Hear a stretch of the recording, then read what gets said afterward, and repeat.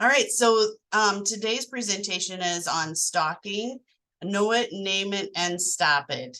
This is a community educational one that came right from SPARK, which is the Stalking Prevention Awareness and Resource Center.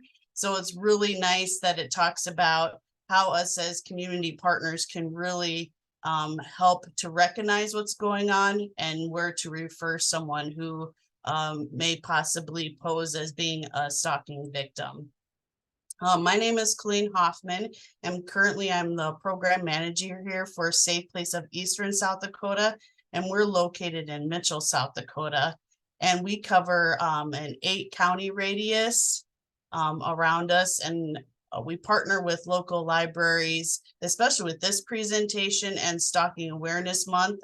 I'll talk about that more at the end, but we give information and just tools on what they can look for, and the partnership has been wonderful, and that's where we've come full circle today and offering these presentations to the rest of the librarians in the state.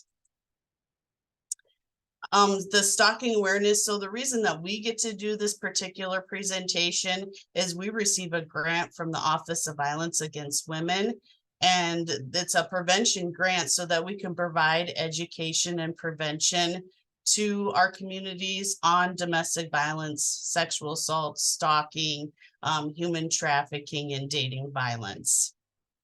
With that being said, they always like us to have how many people participated and the surveys, and Cheyenne has those, and we'll be giving those out to you to help fill that out.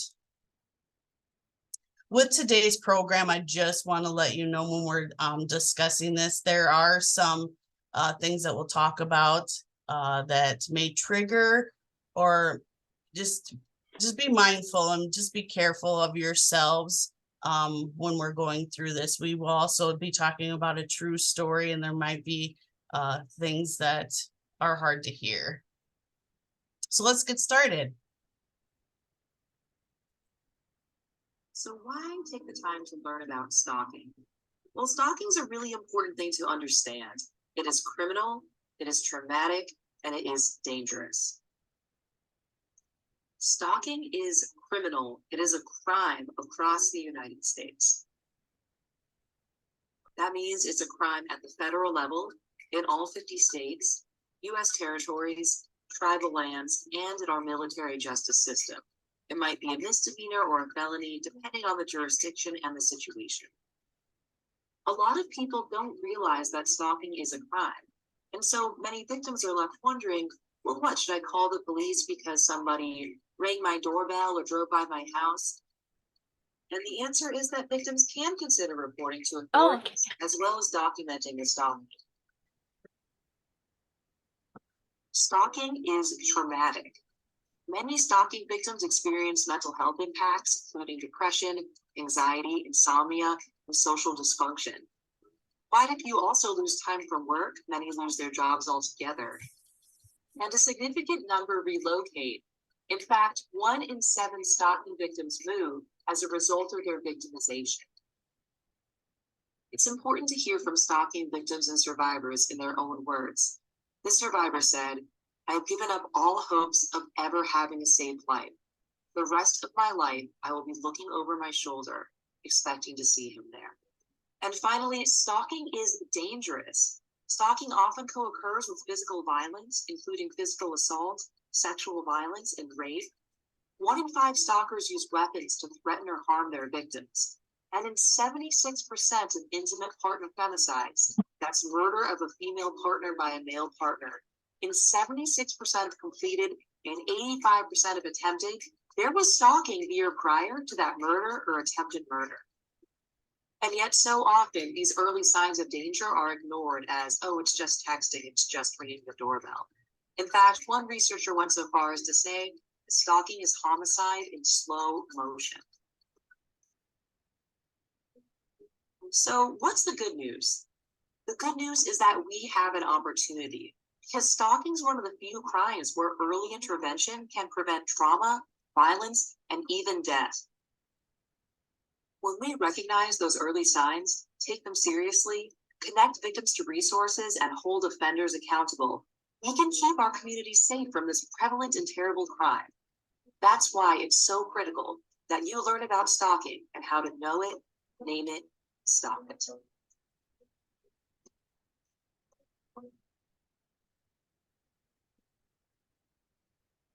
So why? So know it. And from that video, the question is, when I go out into the communities and bring the presentations, one of the questions I get is, why do we need this training and who is this training really for? From the video, we know that it really is all of us, that connection, that community. We want our communities to be safer, and it is critical to help someone that is a stalking victim, to be able to get them those resources. That's all we're asking, is for you guys to be able to recognize it, respond, and then get them to those advocates that can help them through the process. So we're going to go through some scenarios, and in these scenarios, stalking crimes are highly contextual. So what causes a stalking victim to feel fear may not obviously be understood by others, and is not as scary for an outsider. So let's take a look at one of these scenarios. So scenario number one. You receive a call from a woman who's crying and gasping, struggling to speak on the other end. When you finally get her to calm down, she says, "There's a cup of coffee in my car." So my question to you guys is, what is your initial reaction to hearing this? If someone would call you and talk to you on the phone, what would your first reaction be to them? You could share that in our chat.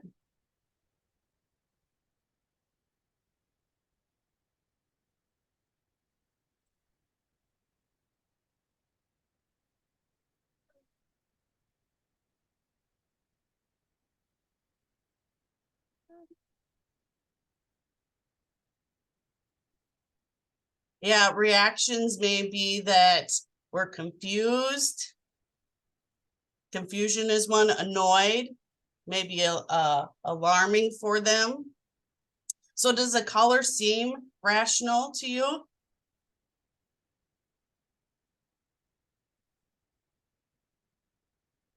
Seems very frazzled and upset.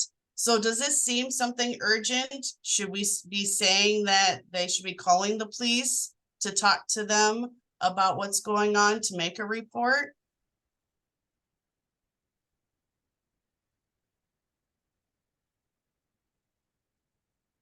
I see some that we can ask if, what's upsetting for her. And maybe finding out what the possible situation might be occurring this level of panic with the cup of coffee. Let's see.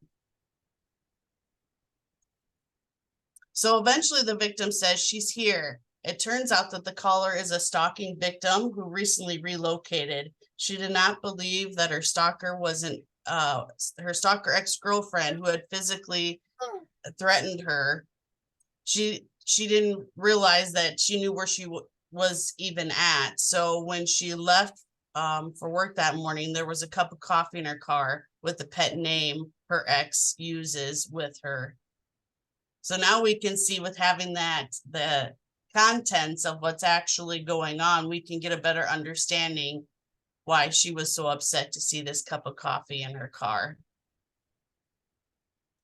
In scenario number two, we're receiving a call from a woman, sounds highly agitated and angry. She's breathing heavy and is almost yelling. She said that he just posted a photo of himself in a tuxedo at dinner.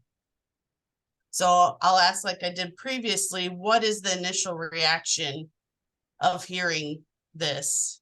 What is our reaction? It kind of be the same as it was before. Kind of, I'm confused why you're so angry. And of course, too, as before, I mean, it doesn't seem rational at all. why they would be so upset. And again, too, is this something that we need to be calling law enforcement for to make that report? Yeah, one of the things is, maybe we should be asking more questions and trying to find out what's going on, to find out what the possible outcome is or the reasoning for the question. We learned from this caller that she is a stalking victim, that her husband has been posting daily photos of himself on Facebook wearing that same tuxedo on their wedding day. He posts pictures and locations where she had recently been. So that's where also too, she was really scared of what's going on, and she's afraid because she knows now that this means that he's been monitoring her and she doesn't know how or why. All right, we'll do one last scenario. This scenario, we received a call from a man panicked. He's speaking quietly and keeps interrupting himself, unable to finish his sentences. Finally, he slows down and says, all the lights are on in my house. So the question is, what is our initial reaction with this gentleman?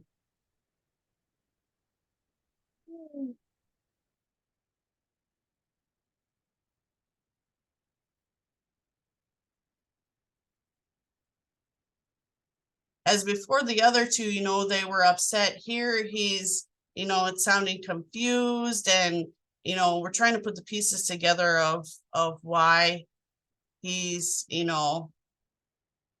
scared that all the lights are on in his house.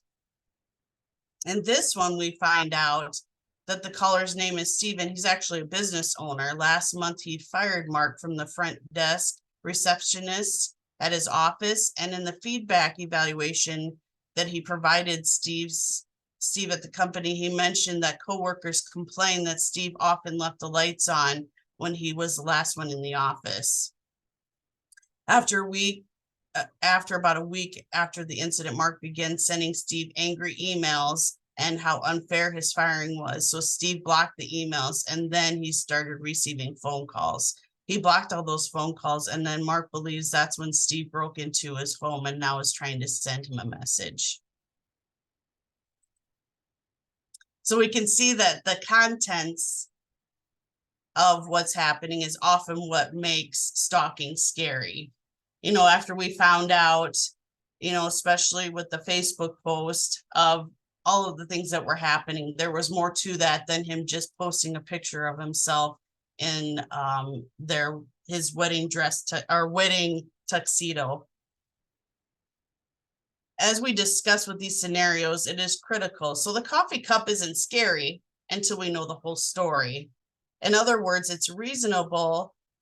If a reasonable person would be scared once they understood the contents, that could be stalking. So it's good to ask a lot of questions to try to find out. What we're going to do is just watch a video to see what that understanding and what that contents looks like for a person. Context is critical in stalking cases. It's really everything in stalking cases, because a lot of times what seems the scariest to a victim or survivor may seem benign or even nice to an outsider. For example, let's say a victim returns to her desk at work and finds roses. She might become very scared, thinking, well, does the stalker know where I live? How do they find me? Maybe the stalker even said something like, I'll send you roses today on you. Meanwhile, her coworkers are saying, oh, this is so wonderful, that have no idea why the victim's reacting the way that she is. So if you don't understand why a victim's so afraid, you can simply ask them, why was that scary to you? What message did that send to you? Can you tell me more about that? There are multiple studies that show that victim fear is an excellent predictor of victim danger. In other words, if the victim's afraid, there's probably a good reason. Not all victims of stalking express fear the same way. In fact, some may not express fear at all. Some victims may seem more annoyed, sad, angry, or have no apparent reaction whatsoever. Different people react to trauma differently, and that doesn't mean they're not experiencing fear and/or emotional distress. So to summarize, Something may be scary to a victim that doesn't seem scary to an outsider.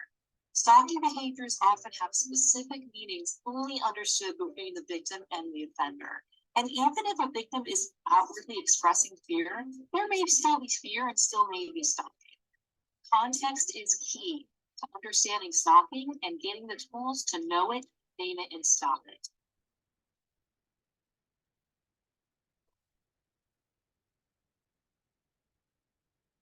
So it is really good when someone is coming to you and you don't understand, to ask those questions to get that better understanding. Because, you know, like they showed in the video, when someone's getting roses and how her coworkers are all cheering, to the message to her is that I got roses, he's going to take my life. So what is stalking? Stalking is a pattern of behavior directed at that specific person that would cause that reasonable person to feel that fear for their safety or the safety of others. So we want to be able to look at that and get a better understanding of that key message of stalking. So as we see, what is happening is that stalking is scary, and not the first incident, but it targets that same person. We're going to talk about what the patterns and what that all looks like in the next video, the next slide. Here are some reactions, because fear and emotion, distress is the key. As we see here from these quotes, the quotes are from stalking victims, and they describe some of that fear and the distress that they have experienced. In the previous slide, we talked about how that professor talked about stalking as being homicide in slow motion. These here are talking about all of the fear and distress that they have. The one that jumps out at me is the gentleman down at the bottom, where he says, my entire life has been stolen from me. My privacy has been taken from me. I'm humiliated daily. It's a living hell. So they really have a lot of distress that's happening. Stalking is not just frustrating. It can be annoying, and it can be scary and causes that severe distress to someone. So it's important to hear from victims in their words, because fear is how we can differentiate stalking from other crimes. Harassment generally describes a behavior, but it's that stalking that describes the behavior that causes that fear for someone. It can be tricky to identify stalking because, like the video mentioned, some victims may not use language like we would, because they are in trauma. They're scared, they're frustrated, they're concerned. One way to help figure out how scary and distressed someone was is to take time to note of what has changed in their lives. People experiencing stalking may make a big or a small change in their lives to avoid that stalker. For example, they may withdraw from social activities, changes in their maybe routines, avoid being alone, or changing their phone number, social media accounts, and maybe even relocating. There's also difference in someone's health. They might start to change their eating patterns, sleeping habits, increase drug or alcohol use.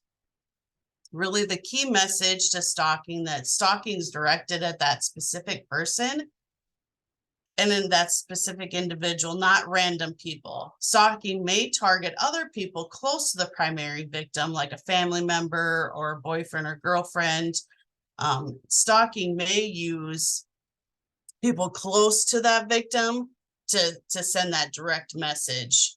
Later on, we do have a video of a true story of someone who's being stalked, and pay attention to kind of how that stalker is using their family members to get to them to try to target. Really, the key message is that stalking is a pattern. Like we said, it's not a single incident or one-off event. Stalking happens, and it's called a course of conduct in most stalking laws. The behaviors can vary. So for instance, as you look at the picture, One day it could be they sent you a text message. The other day they could be following you. The next time they could be breaking in and getting passwords. So it's not that the same thing happening over and over again. It could be a pattern of different things. So like domestic violence stalking is not just a one incident, it's a pattern. When you're looking at the state statutes, like we talked about, they often call it a course of conduct. Many behaviors can be a part of stalking or a course of conduct, like we talked about. Maybe one day might be texting and the other day they would be following you. Others are not crimes on their own, but when you put everything together, it could be a crime. For instance, like one day you're sending a gift, one day you're showing up uninvited, and that's where that course of conduct comes in. So now that we know what stalking is, let's name it. Let's put some more contents to stalking. I'm going to be playing a video that will be talking about these different stalking behaviors. These are things that will be happening when we're talking about stalking.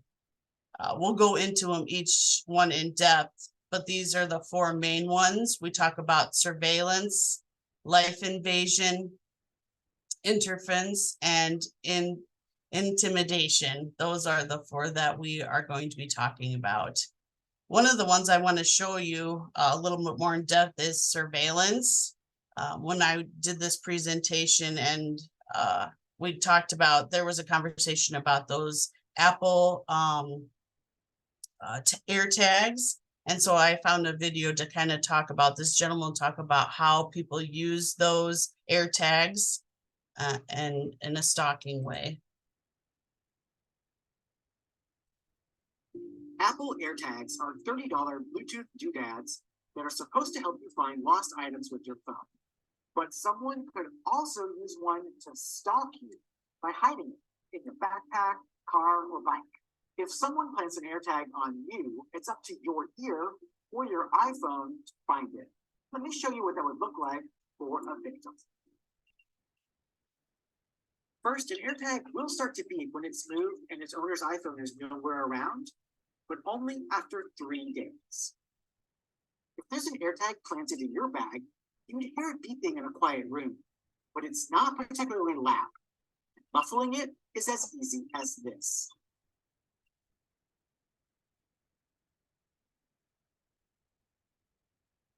Three days also allows for a lot of stalking. Apple says it might change the time before it beeps in the future.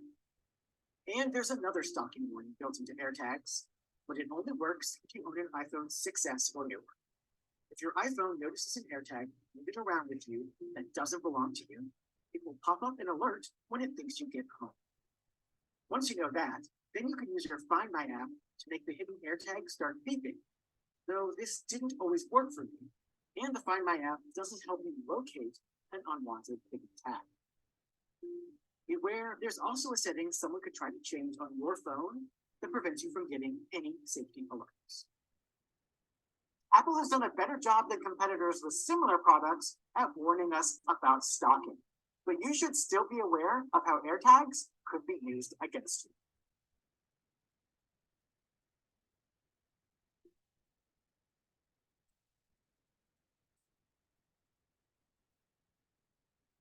Stalking can be included in a wide variety of behaviors, and that's what we're going to do. We're going to dive deep into each one of these behaviors.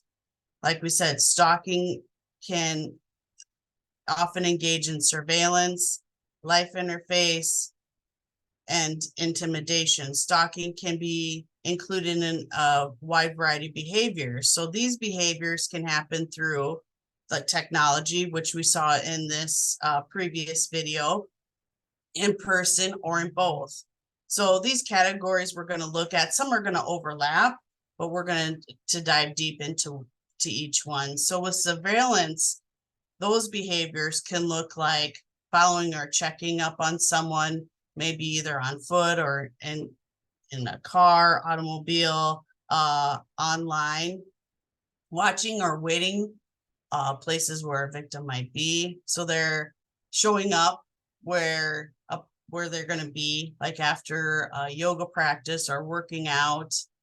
know that maybe they are at school or go to their favorite restaurant, they'll be there planting and putting in like cameras or like the tracking devices, keeping track of person online or social media activity, hacking into accounts or monitoring someone's devices.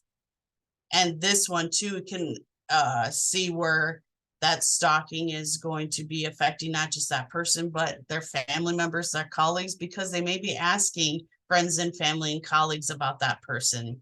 They may use a third person to be able to do that information seeking for that stalker. With life invasion, some examples would be constantly messaging, texting, emailing, calling that person's phone, including hangups. A lot of times when we're working with stalking victims and they receive calls maybe from blocked numbers or don't recognize that number, stalkers will use burner phones, change numbers, use someone else's phone to be able to get those messages of intimidation to that victim. Conducting others to people close to the victim, showing up in public places, joining community or groups that the victim is a part of, leaving gifts and packages and notes, and spreading rumors and misinformation. With this one, we talk about sabotage or attacks. So this may be hacking or tampering with accounts. That would be like examples would be financial, workplace, email, the social media, forced confrontations. This is like intimidation, not letting them leave, damaging property, especially with domestic violence. We talked about one of those pieces of the pie where we talk about that intimidation and destroying not only their property, but their partner's property. Sabotaging through spreading rumors, public humiliation, or otherwise trying to ruin their reputation.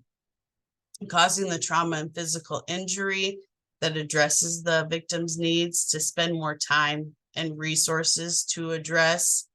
And another one too could be that custody sabotage as well. With intimidation, more that verbal, written, online threats, direct, explicit threats, saying, I'm going to hurt you or I'm going to hurt myself. Indirect, remember when you told me that secret. Sending third party to watch or intimidate. Scary gestures and the property damage like slashing tires. Blackmailing as far as threats to release intimate or private messages, photos, or information that you would have shared. Remember this one as we're talking, I'm going to be asking when it comes to stalking, there is different people that do the stalking. Who is the highest threat for a victim survivor when it comes to a stalking person? Forced confrontations like standing in a hallway or a doorway. Stalking is prevalent. So when we talk about stalking and people experience it in their lifetime, nearly 1 in 3, and for men, nearly 1 in 6. It's estimated that 13 million people are stalked in the United States in a 1-year time period. And with like domestic violence, people of all generations and genders experience stalking. People experience stalking across their lifespans, from children all the way up to older adults.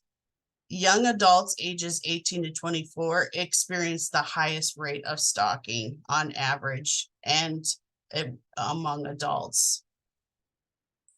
So the key message is while people of all genders can experience stalking, women are more likely than men to experience stalking. Most victims know that who their perpetrators are. A lot of times we get that message that they don't. And the majority of victims identify their stalkers as male. And this is true for male victims, female victims, and gender nonconforming victims. Most victims do not report to law enforcement. Stalking often goes unnamed and unreported. So it's so important that we're learning about stalking and to encourage someone to reach out and get that help. Many stalking victims don't report. Why would you think that they don't report to law enforcement? What would be some of the reasons why someone wouldn't come forward? And maybe think back to our scenarios that we had. If we're listening to these reports come through, and can you imagine what our frustration is? So when someone's calling, a lot of times they will feel embarrassed. Very good answer. They will minimize because they don't think what's going on is even a big deal. You know, we talked about like that pattern. Maybe one day they'll send a message. Maybe a couple days later, they'll be doing something else. And if it's not severe to them, it might be irritating or annoying, but it's something that is not severe to them. Yeah, they may be threatened that if they do go to the police, something may happen to them. Not recognizing it as stalking, they may feel ashamed or embarrassed. And just overall that distrust for law enforcement. They do not believe that law enforcement will respond appropriately. And that's why it's going to be important as we're talking how to get that information to someone to have a support system when they're going to start doing this documentation and reporting. So myths about stalking can keep a victim from recognizing it when it happens. Our culture often shows stalking as a different perspective. So when we're looking at these, all we did is we went on to the Google search engine and typed in stalking. But I want to know from you guys looking at these images, what is the first things that you are seeing? What do you notice about these pictures? What's something that they have in common? Something that's sticking out to you about stalking?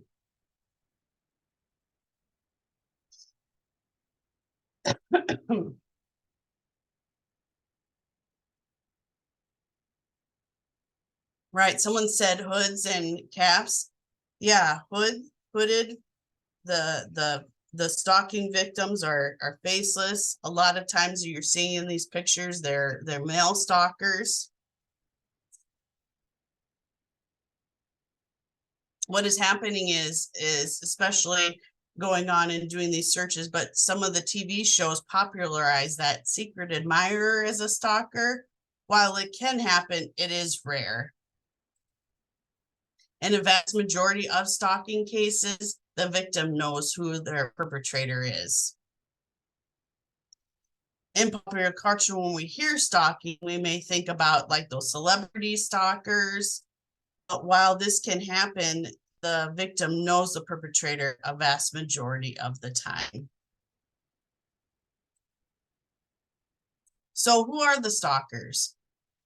Earlier, I had talked about, keeping in mind who would be the most dangerous or who would be the one to do the stalking. Most offenders are known to their victim in some capacity. Most often, former or current intimate partner are the ones, the majority of time, who they're going to be the stalking. Stalkers only account for a majority of the cases. When people think about stalking, they think about different things that would happen, like we saw with putting the stalking in the Google search engine. Look what we found. We found pictures, of that black hooded sweatshirt,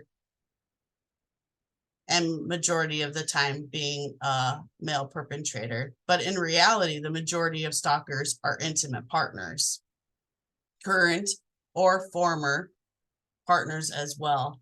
Stalking can be a method of exerting that power and control, like we talked about in domestic violence in a relationship. So it's essential that we realize that not many stalkers, or it's essential to realize that many of the stalkers are not intimate partners, but particularly male victims, the stalkers is often an acquaintance. So stalking is often characterized under domestic violence. So it's not, we talked about how it's hard to recognize when we're looking at that. There's those correlations. Talk about, especially with sexual assault and domestic violence, how it could correlate or be categorized under that, but really what is happening is there's stalking that's going on. So it's essential to realize that not all stalking is related to domestic violence, and all stalking victims need help and our response to help them. On average, intimate partner stalking poses the greatest threat to their victims. All stalkers can be dangerous. On average, intimate partner stalking is the most likely to threaten and to harm their victim. Why do you think that is? Why might an intimate partner make more a particularly dangerous stalker?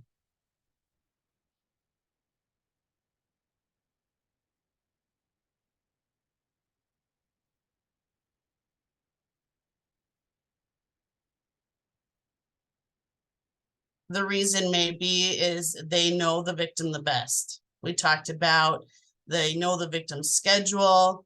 They can get into their social media accounts. They have passwords, and they know the victim well and know how to best upset them. And they have the most access to that victim. So you can see how being the intimate partner, being the one who would be the greatest threat to their victim.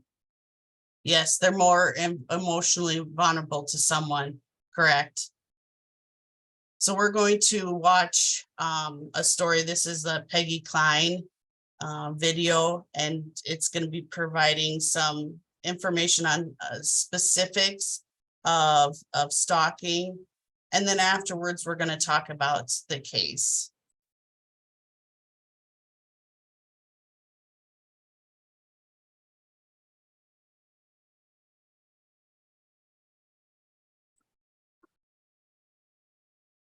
It all began in the fall of '98. At the age of 28, my sister Peggy began preparing for medical school and lived in Albuquerque, New Mexico.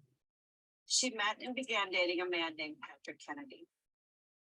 You know, in the beginning, it seemed like a very fine relationship to me. They were dating, doing dating things, going to movies. But I noticed a switch in Peggy's personality. I just knew something wasn't right with my sister, and I wasn't sure why. Peggy and Patrick's relationship lasted about 3 years altogether. In March of 2002, Peggy cut all ties with him. From the day she left him, he began stalking her, calling her on her cell phone, begging her to come back, threatening her. He waited outside of her work. He waited outside of her gym, just watching her till it was a sort of a sign to let you know that I'm there and I'm watching her every move. He wanted her back in his life.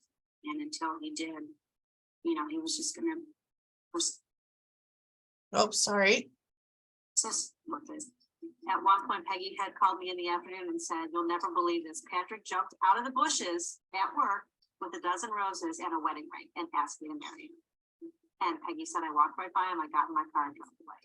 Peggy was very, very strong and very determined to shake this man from her life. And the more she ignored him, the angrier he got. Then he progressed to paperwork. He made a really nice 8.5 by 11 flyer with a photo of my sister on it. Wrote all sorts of incredible obscenities about her and put her cell phone number. And distributed where she had her nails done, where she had her haircut, where her gym was, where she worked. She took the flyer to the police and showed them that there was nothing they can do. It was only a flyer. But I think at that point, you know, we were still thinking that he was just playing the game. We didn't think it would escalate. And then he took greater steps because she wasn't reacting. That June, our family gathered in Orlando, Florida for my brother's wedding. Peggy brought a new man she had begun dating, Mark Sparks. Patrick knew that we would all be in Florida for this wedding.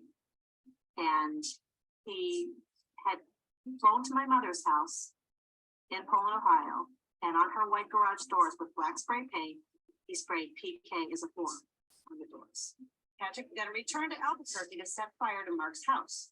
I noticed I had about 8 messages on my cell phone and I knew something was wrong. So I listened to the messages and my neighbor, my mother, the police, the fire department were all calling and saying that my house was on fire. Right away, Peggy knew that Patrick had done this. Peggy and Mark were going from hotel to hotel because they had nowhere to live because Mark's house was set. We were at the point we didn't want Peggy to call us because we didn't know if he was trying to trace the phone. We didn't want him to find out Peggy's whereabouts. Peggy, it seemed for a while, was just in hiding. Everything that Patrick did to Peggy, Peggy went and reported it to the police. She was getting very, very, very agitated with them because nothing was being done to stop this man from harassing her. Patrick's behavior was escalating and Peggy got a restraining order. She went to the police and filed for stalking charges.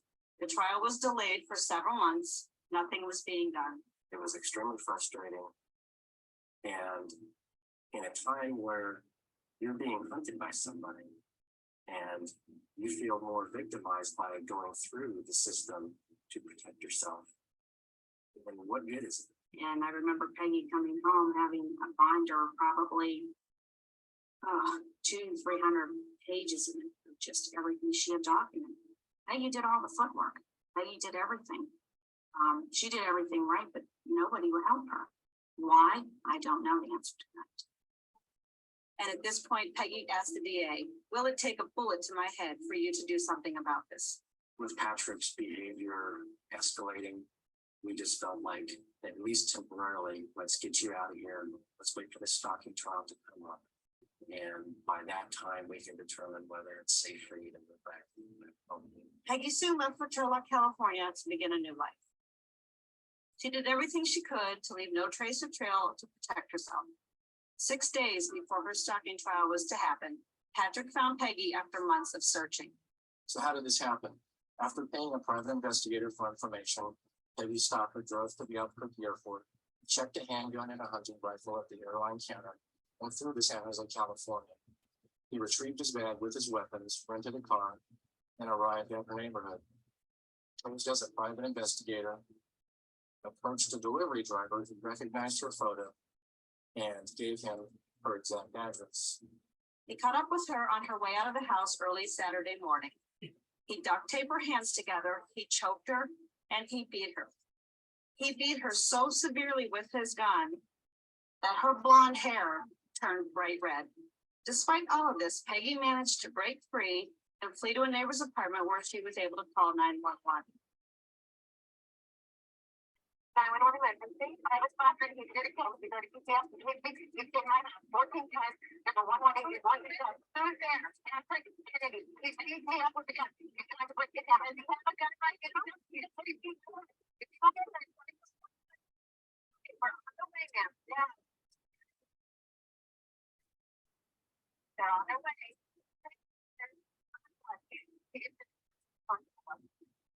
Stay on the line with me now. Stay on the line.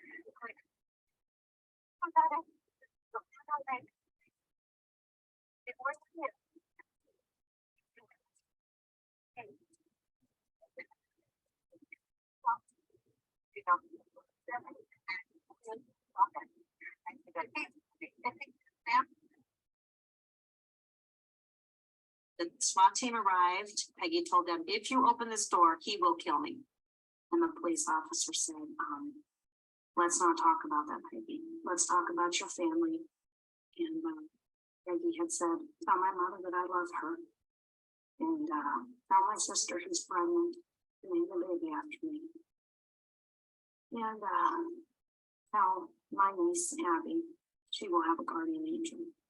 And those are Peggy's 3 last reports before she was killed.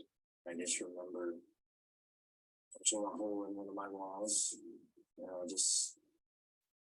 started crying and I just said, I'm sorry, I'm so sorry to Peggy because, at that point you just feel that I failed her, that the whole system failed her. You just feel all of this.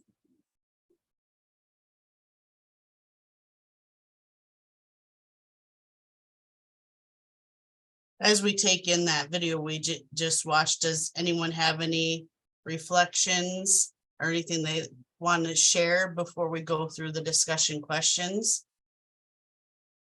I wanted to share, I did see this one come through.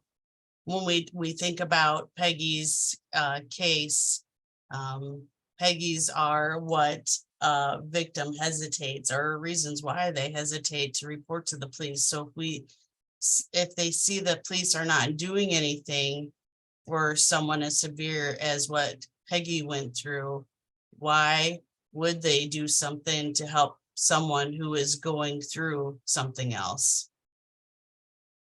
It is scary. The video on what year, I don't have it in my particular materials, but I can make sure to get that information over to Cheyenne so she can put that in on a follow-up email to you guys. Yes, and nowadays law enforcement advocates, community members are doing a lot better because we're doing these community education events. We're doing trainings on what to look for and how to respond, and taking things a lot seriously. We have nowadays things in place that we can use to help: safety planning, protection orders, the documentation. As soon as we're seeing that pattern, can come in, advocates can help with that process. So yes, a lot of things have changed and have gotten a lot better since this has happened. So what stalking behaviors did Patrick use to scare Peggy? We see that Patrick used a wide variety of stalking techniques to scare her. But what are some of those ones that you recognized after receiving, the information of the different types of tactics? What are some of the behaviors?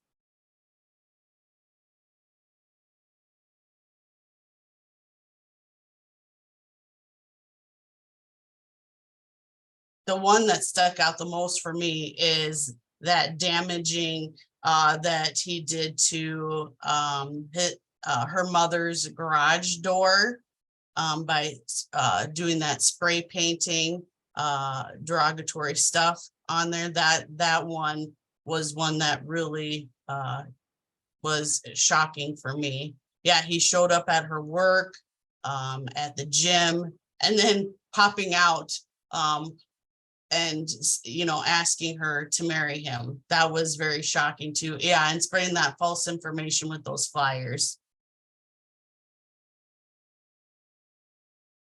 So why do you think Peggy's family initially thought that Patrick was just playing games?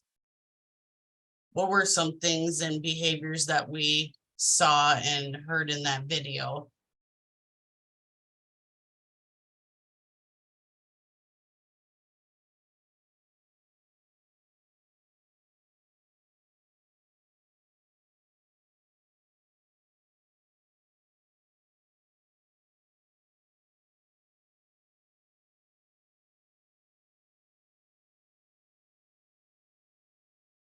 Is there anything that kind of pops out at you that why we think that Peggy's family initially thought Patrick was just playing games? Yeah, they knew him before the stalking began and probably thought it was just him playing a game. Yep, absolutely. Yeah, and they never imagined that he would go to that severity. Yeah, and it was less intense actions, with domestic violence, like we talked about. It was, things can happen over time and can get more severe over time. That's why it takes someone that wants to break away from domestic violence and stalking. Can happen up to 6 or 7 times before someone has that strength to be able to leave. Yeah, giving the flowers and then following up, that was from before of some of those behaviors. So at what point did Patrick's behaviors become scary? What was that kind of clear moment, or would it be different for a different person? But what was that one that said, okay, there's definitely some stalking and we need to really be aware that this can be a very dangerous situation for her? Yeah, one said giving the flowers, like jumping out of the bushes and proposing. That would have been very scary for her. She did the right thing though. She walked away. She got into her car. She did all that documentation. Yeah, all his stalking behaviors were scary. Yeah. And it's like it says, it doesn't depend on one situation. It was those continuations, and then even getting to her family and, setting that boyfriend's house on fire. So how did stalking impact Peggy's life and the lives of others? What were some things that were impacting those other family members? Like we talked about, it affects that one person, but it does spread out to those family members and those loved ones. Yeah, she had to move. She had to cut her ties off with her family, and they made that decision together, but it was very impactful to the rest of her family and her safety. Yes, absolutely. The stalker took a loved one away from that family, that left a big void for them. Yeah, changing jobs, moving, relocating, and then like we talked about earlier, the damage to the boyfriend's house and burning it. Very impactful. So with that, how can we as a community put a stop to domestic violence? Not domestic violence, excuse me, to our stalking? What are some things that we can do? We can help support others. We have the power and the ability to be able to make a difference. We all have a role to play by building our awareness, addressing the stalking, supporting that victim survivor. One thing too we can do is not to normalize stalking. The key message is that a lot of times people will casually use the word stalking, and it can make the crime then not seem as serious as what it really is, as what we saw in that previous video. The word stalking is often and casually used incorrectly. You may have heard, like it says here in this bubble, I'm totally Facebook stalking you and saw your cute new pictures. And of course, then the other person says, oh my gosh, thanks. But when we hear that,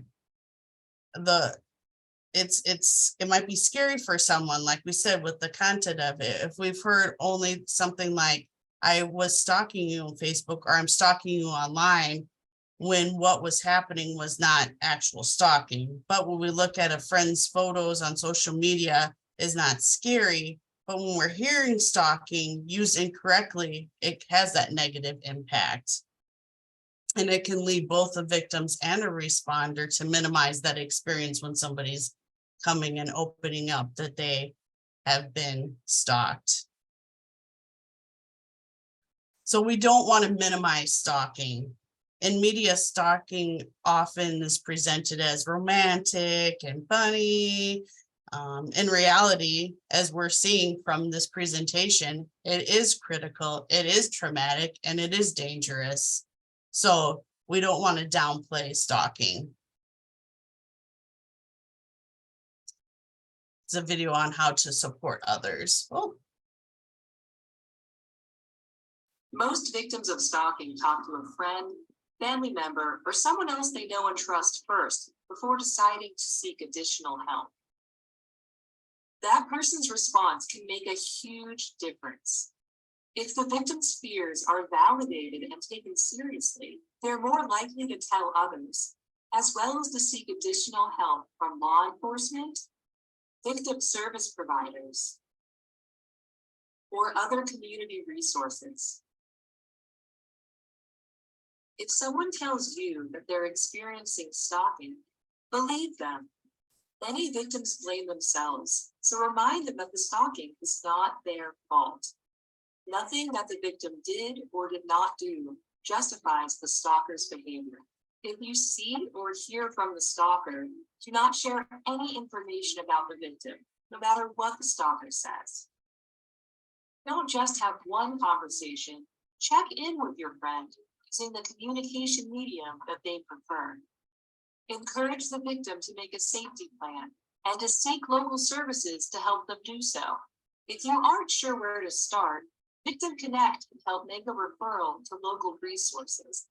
Stalking victims can also complete an assessment at coercivecontrol.org to learn more about the risks in their stalking case. And the Stalking Prevention Awareness and Resource Center has some general information about stalking at stalkingawareness.org. Remember, victims are the experts on their own lives and safety. Friends like you can provide the information, options, and support to help them make the right decisions for themselves. Together, we can know it, name it, and stop it. So like in that video, most victims of stalking are going to be responding to a friend or family member first about their situation before they're even going to reach out and pursue any professional or legal help. So that's why it's so important and so vital that if someone is coming to you and talking about that our response is huge, can make a huge difference. And we need to help them feel validated to be able to seek that help. So if this is happening to someone we love, we want to be able to get them that help. They talked about the different resources that are on, we talked about the different resources that are on this presentation. The Spark, the Stalking Prevention, has tremendous information on there that you can go on and print these handouts out, particularly this stalking incident behavior log. One of the things that they talked about in the video, how to support someone, is sit down and talk about a safety plan with them, talk about where they can get that help. One of the things that they do have in there is this here. So if you know of someone that is experiencing it, documentation is so critical. One of the things that we help with here is stalking protection orders. And one of the things they have to document is things that are happening and how that's affecting them and the fear that is putting them in. Advocates sit down and help them fill out that protection order, because we are the person that they get to see and be supportive when they turn in that protection order. A judge doesn't get to sit down with that victim survivor and talk about all those things. They are reading what is happening. They do, when the protection order gets filed, they will have that opportunity to be able to present their case in front of a judge. And that's where us advocates are so important, to be able to be that supportive person for them and walk alongside them in this process. So this can help, this documentation that you're doing, and it can help in being able to get that help for them. On the website, they have wonderful stuff.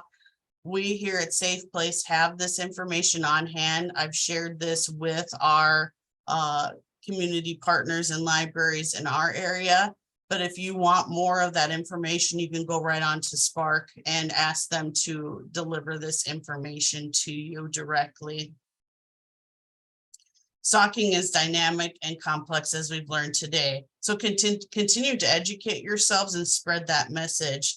And we've realized too that stalking impacts every population in every community. So bringing that awareness to your libraries, to your communities, is so important, because it can make a difference. Just that awareness and being able to see that, oh, that is happening to me. And this is a supportive and a safe place that I can disclose something's going on, and they can help me get that information to that right, or get me to the places where I need to go. January is Stalking Awareness Month. And if you're, trying to look for how to spread information or get information out there, we would be more than honored to be able to help walk alongside you and spread that information. We can do this presentation in your local areas. I've partnered with a few of our community libraries to bring this particular presentation. We can do it with handouts. You guys can do it individually. On the website, there is a commitment that you can take to say that you are going to make a difference. It's a certificate that is right on that Stalking Awareness website as well. So what are you guys going to do after listening to this stalking presentation? What are you going to do? What's your part when you are addressing stalking? A lot of times I've seen in this here is just being a listener, being a friend indeed. When someone comes to you, what platform are they wanting to reach out to you? Now, in the days of technology, they may want to maybe reach out as a part of a chat, or they will call you, or they may even just be comfortable enough meeting you in person. Come up with that game plan with them and figure out what's the best solution for them to reach out to you. Yes, encourage others to learn about it. Just listening and getting that extra education out and what to do to be able to help them. Locally, here is our information. We do have a 24-hour crisis hotline.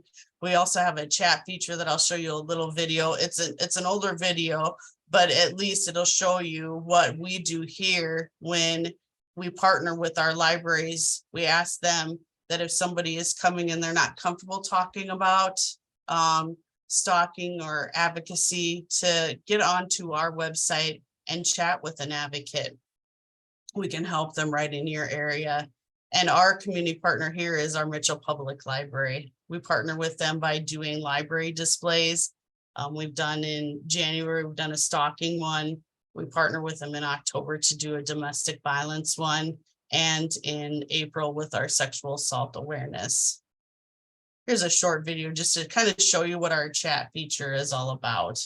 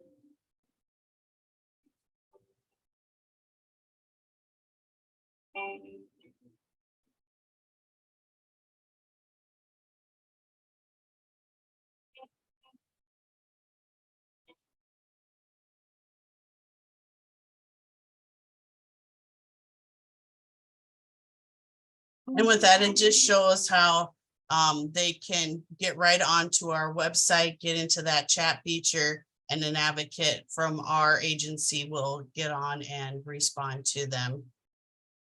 So the key message is there are resources to help us and to help you when you know someone is experiencing stalking. You can get right onto the stalkingawareness.org. They're going to have lots of good information. Some of that stuff, of course, we've talked about today in this presentation, but they do have fact sheets for you. They do have awareness resources. And if you would like to partner with us to do presentations, we have this particular presentation that we have from Spark and the different types of other guides that you can get off of that website. Do you guys have any questions? And yeah, she put our information in on the chat box there too. And like I said, if there's anything that you have questions on, we can answer at this time.